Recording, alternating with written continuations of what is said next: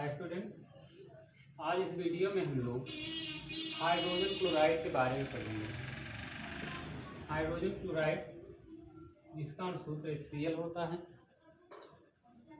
Hydrogen chloride की खोज सर्वप्रथम 1648 में ग्लोबर नामक वैज्ञानिक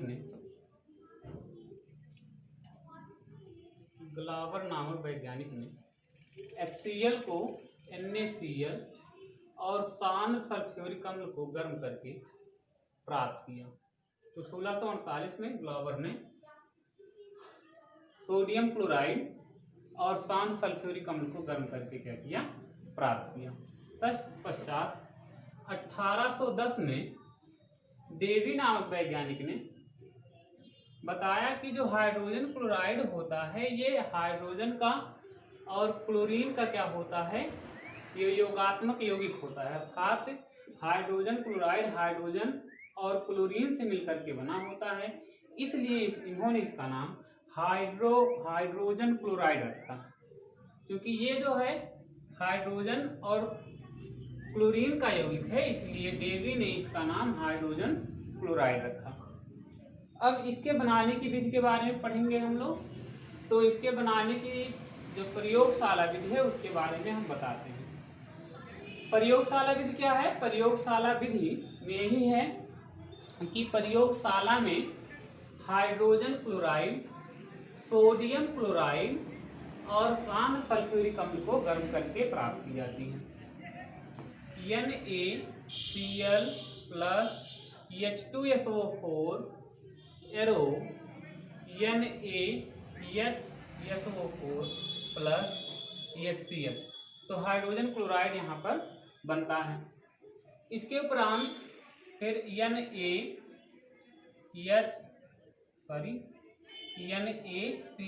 प्लस NaHSO4 एरो, ये सोडियम हाइड्रोजन सल्फेट जो होता है ये सोडियम सल्फेट में बदल जाता है और यहाँ पर हाइड्रोजन क्लोराइड गैस क्या होती है, मुक्त होती है।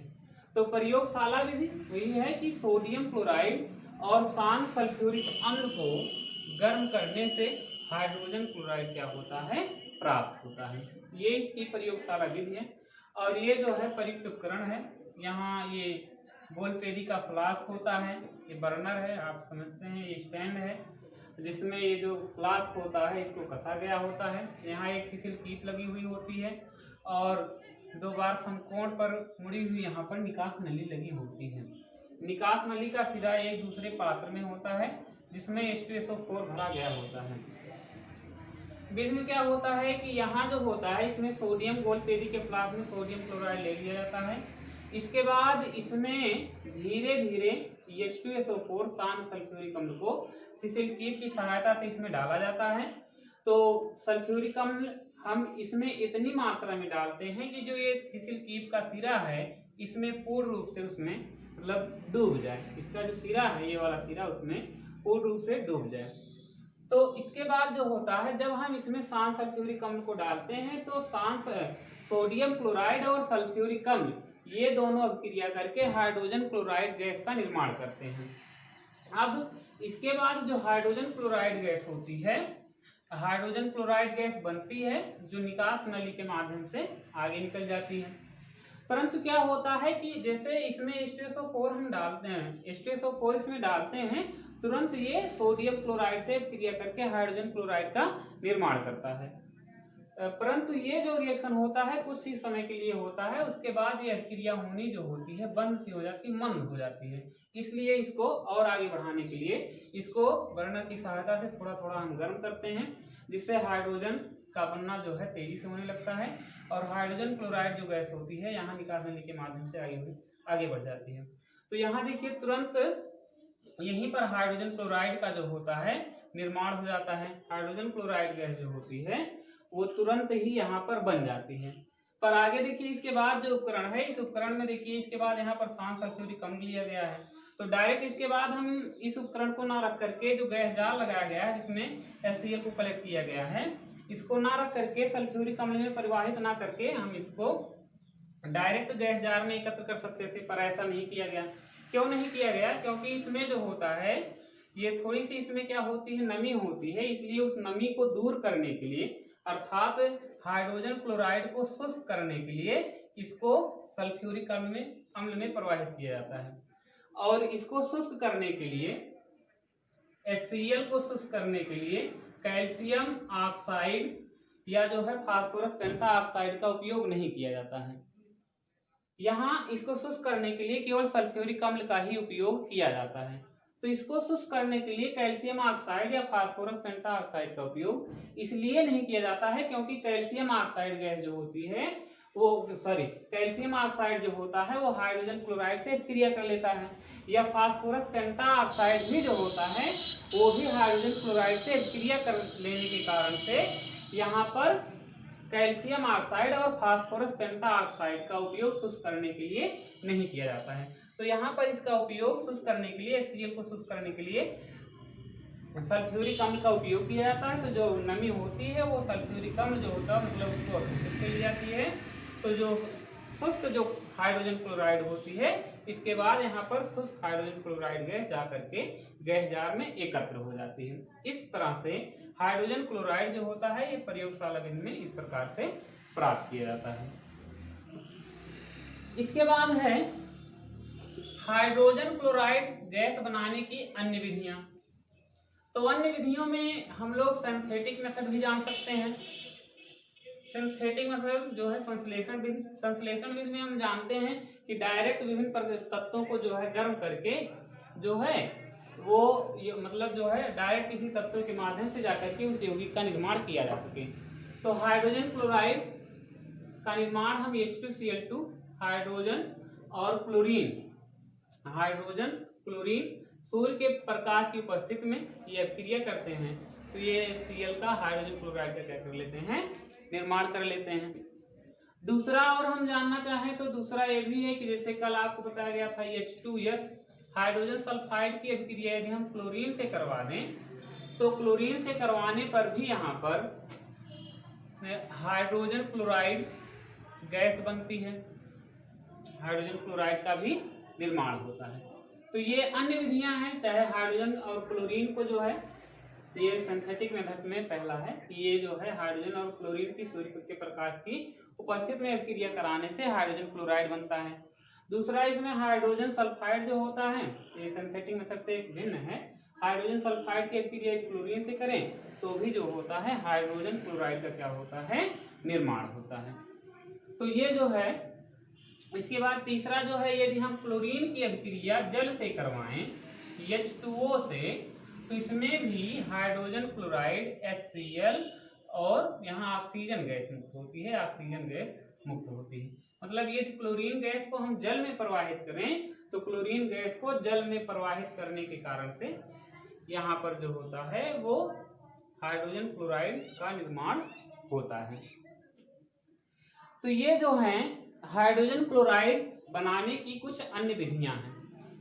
अब इसके बाद हम इसके भौतिक गुण को जानते हैं। हाइड्रोजन क्लोराइड के भौतिक गुण क्या हैं? तो हाइड्रोजन क्लोराइड जो है पहला इसका जो गुण है, हाइड्रोजन क्लोराइड जो होती है वो रंगहीन तीक्ष्ण गंध वाली गैस होती है।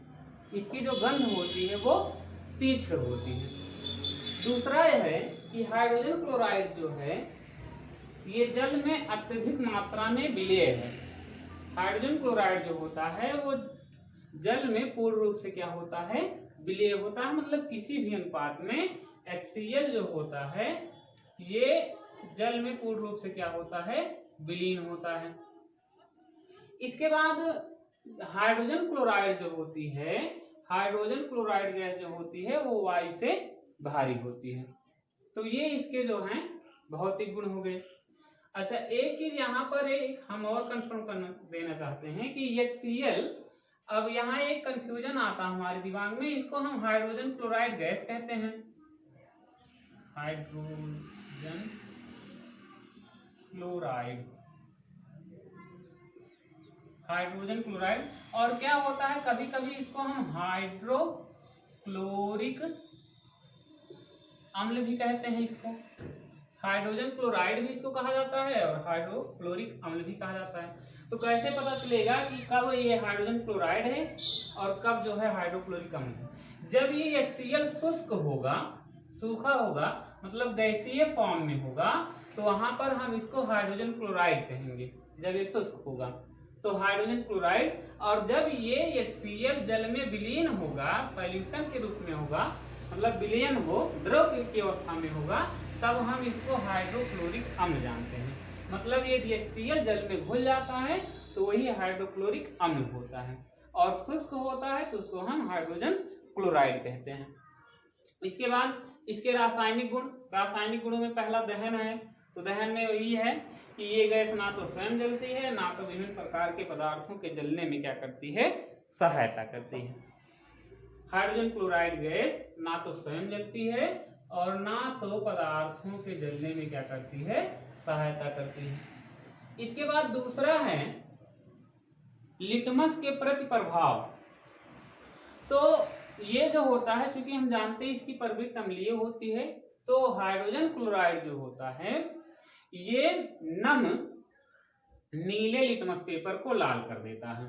नम मतलब जल से हल्का भीगा हुआ लिटमस पेपर हो, नीला वाला, और इस गैस के संपर्क में लेकर के आए तो लिटमस पेपर का रंग जो होता है वो लाल हो जाता है। तीसरा है इसकी अमोनिया से अभिक्रिया, NH3 से अभिक्रिया। तो इसकी जो केमिकल प्रॉपर्टी है, रासायनिक गुण जो है बहुत आसान है। अमोनिया से इसकी अभिक्रिया होने के उपरांत ये जो है अमोनियम क्लोराइड का जो है सफेद रंग का धुआं बनाता है। मतलब कुल मिलाकर के HCl जब अमोनिया से अभिक्रिया करता है तो अमोनियम क्लोराइड का क्या करता है, निर्माण करता है। NH3 plus HCl arrow NH4Cl। तो ये जो है अमोनिया हाइड्रोजन क्लोराइड से अभिक्रिया कर लेगा तो किसका निर्माण करता है, अमोनियम क्लोराइड का क्या करता है, निर्माण करता है। तो इसके 3 रासायनिक गुण हो गए। चौथा इसके रासायनिक गुणों में पढ़ेंगे तो इसकी जो है धातु ऑक्साइडों से अभिक्रिया। तो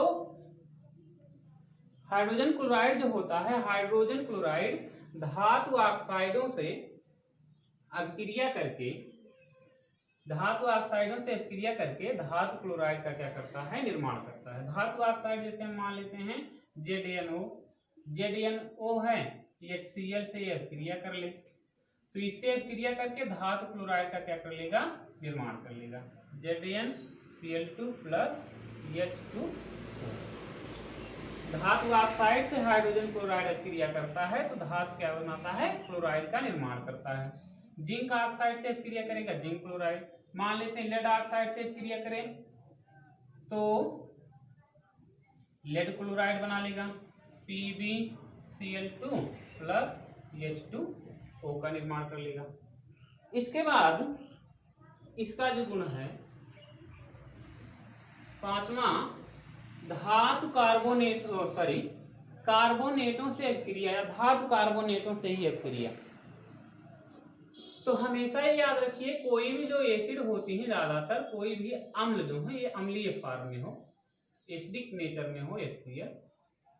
कोई भी अम्ल जो होता है जब कार्बोनेट से, कोई भी कार्बोनेट को, धातु कार्बोनेट से जब भी अभिक्रिया करता है तो ये कार्बन डाइऑक्साइड गैस मुक्त करता है।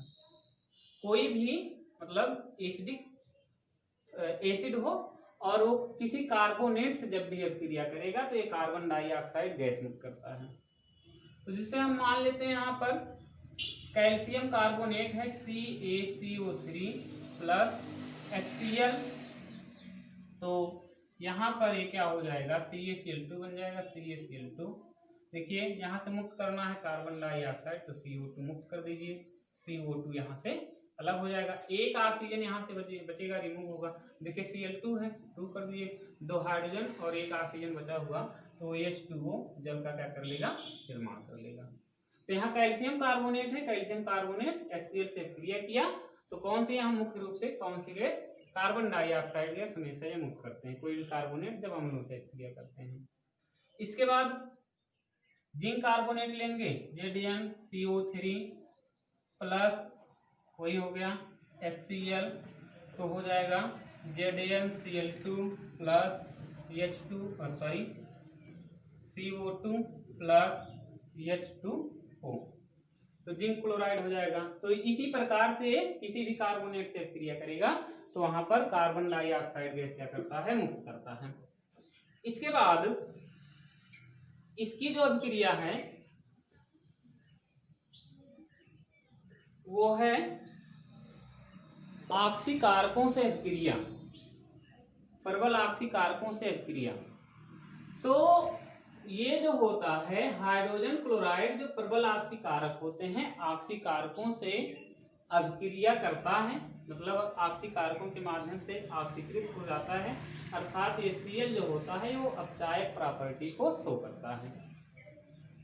तो देखिए, और जब भी जो है ऑक्सीकारकों से अभिक्रिया करेगा तो हमेशा ये क्लोरीन गैस मुक्त करता है। जैसे मान लेते हैं manganese dioxide MnO2 plus HCl, तो यहाँ पर हमेशा कौन सी गैस मुक्त होगी, क्लोरीन गैस। पहले तो ये Mn जो है इससे अभिक्रिया MnCl2 बनाएगा और क्या मुक्त करना है, क्लोरीन, तो क्लोरीन मुक्त कर दीजिए। बाकी हाइड्रोजन है यहाँ के ऑक्सीजन से किसका निर्माण होगा, H2O का क्या हो जाएगा, निर्माण हो जाएगा। ऑक्सीजन की संख्या देखिए टोटल यहाँ पर ऑक्सीजन जो है हमारा 2 है, तो यहाँ पर हो जाएगा 2H2O।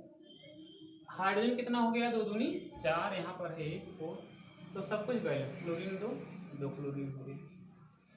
तो ये जो है प्रबल ऑक्सीकारक है मैग्नीज डाइऑक्साइड। तो मैग्नीज डाइऑक्साइड मतलब ऑक्सीकारकों द्वारा ये ऑक्सीकृत हो जाता है और कौन सी गैस मुक्त करता है, क्लोरीन गैस मुक्त करता है।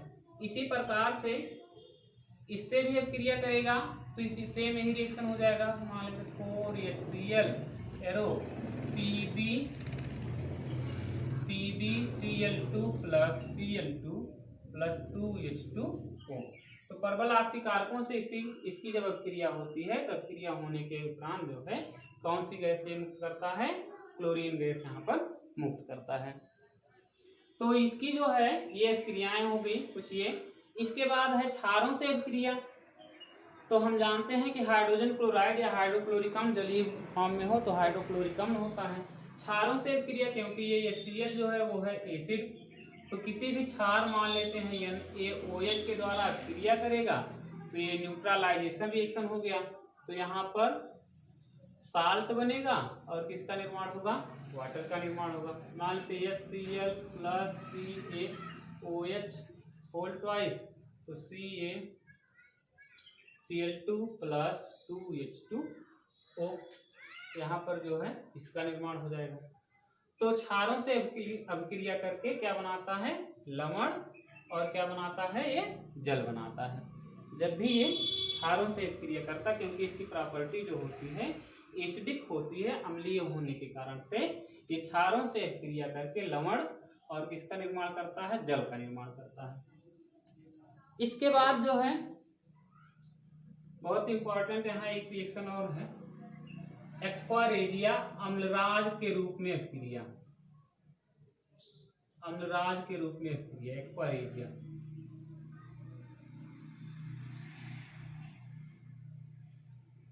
एक्वारेजिया, एक्वारेजिया क्या होता है, देखिए अम्लराज। तो हम जानते हैं 3 भाग HCl और 1 भाग नाइट्रिक अम्ल के मिश्रण को ही क्या कहा जाता है, एक्वारेजिया या अम्लराज कहते हैं। 3 भाग 3 अनुपात में हाइड्रोजन क्लोराइड हो और 1 अनुपात में नाइट्रिक अम्लराज अर्थात अम्लों का राजा HCl, ये दोनों मिल करके पहले क्या होता है, ये नाइट्रोसिल क्लोराइड और यहाँ पर क्लोरीन मुक्त करते हैं, बाकी जल का निर्माण होता है। तो ये रिएक्शन होता है यहाँ पर। लेकिन ये जो होता है अम्लराज, ये घोल करके गोल्ड को किसमें कन्वर्ट कर देता है, अम्लराज की जब गोल्ड से, सोने से और प्लेटिनम से अभिक्रिया होती है तो ये जो है सोने का और जो है प्लेटिनम का क्लोराइड का विलयन बनाते हैं, मतलब उसके अम्ल का विलयन का निर्माण करते हैं। तो ये रिएक्शन हम लिखना चाहें, अब मान लीजिए इसकी अम्लराज की सोने से अभिक्रिया, गोल्ड से अभिक्रिया की क्या होगी, इस रिएक्शन को देखिए। इसे ये यहाँ पर सेम लिख लीजिए, 3HCl plus CHNO3 arrow NOCl plus 2Cl plus H2O। अब जो गोल्ड होगा ये इससे अभिक्रिया करके एल्यूमिनियम क्लोराइड बनाता, सॉरी आरिक क्लोराइड बनाता है Cl। तो यहाँ पर AuCl3 का निर्माण करता है। यहाँ 3 क्लोरीन है तो यहाँ पर 3 लिख दिया जाए। अब इसके बाद ये जो होता है आरिक क्लोराइड, ये Cl से अभिक्रिया करके टेट्राक्लोरो आरिक अम्ल का निर्माण करता है। ये Au plus AuCl3 plus HCl arrow HAuCl4, इसी का नाम है टेट्राक्लोरो आरिक अम्ल।